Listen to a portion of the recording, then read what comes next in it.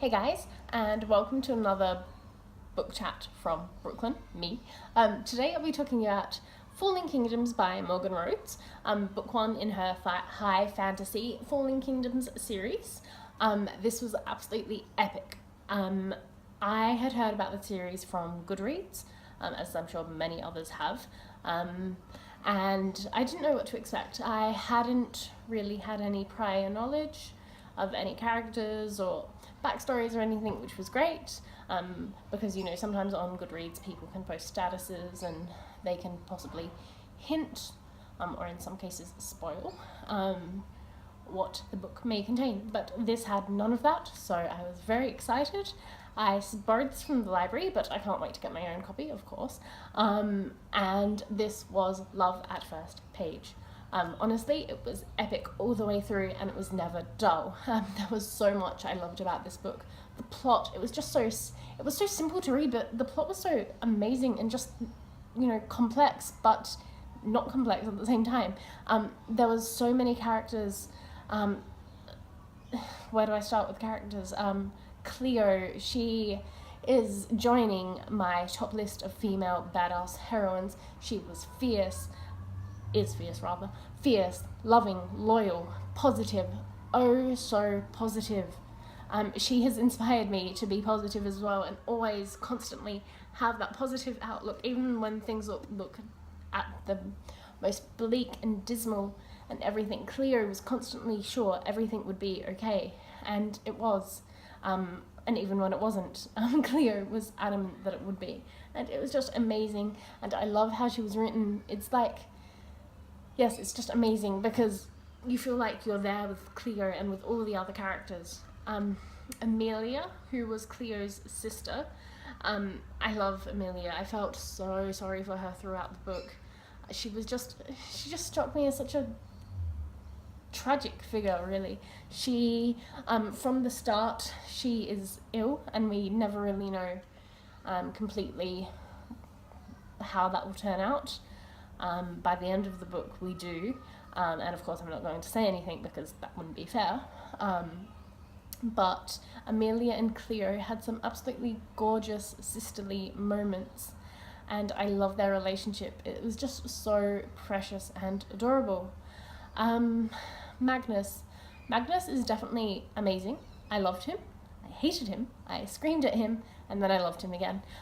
His character definitely went on a transformation throughout half of the book, but I feel like he constantly, throughout all that, he remains blinded by love to Lucia. I shipped them, by the way. I was very relieved when an announcement was made to do with Lucia and Magnus, to be fair, and I'm not saying any more because I'm, raising your questioning, thinking, oh, what is this going on about? Because I definitely advise everyone to read this book. Lucia, her character development definitely surprised me throughout the book, and I absolutely loved her.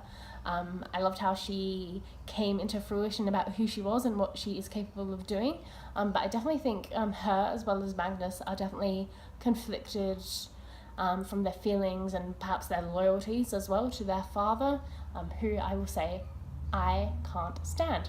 But no, he, as well as one other character in the beginning, because of how well this author writes, I feel like I can't hate these characters altogether because the author presents them in a manner where we think, we see why and how these characters have thought like they've had to. I can see why they've done what they've had to do, and given our circumstances, if we were those characters, we would do the same. That's for sure. What else did I love about this book aside from everything? This gorgeous character named Theo, or Theon, I should say. He and Cleo, big ship there, big ship, which means lots of feels, lots of agony, lots of oh my god, these two are perfect. And I can't really say any more than that, aside from when you read this book and you come to scenes with Theon and Cleo, have some tissues and maybe some chocolate because you'll probably need cheering up.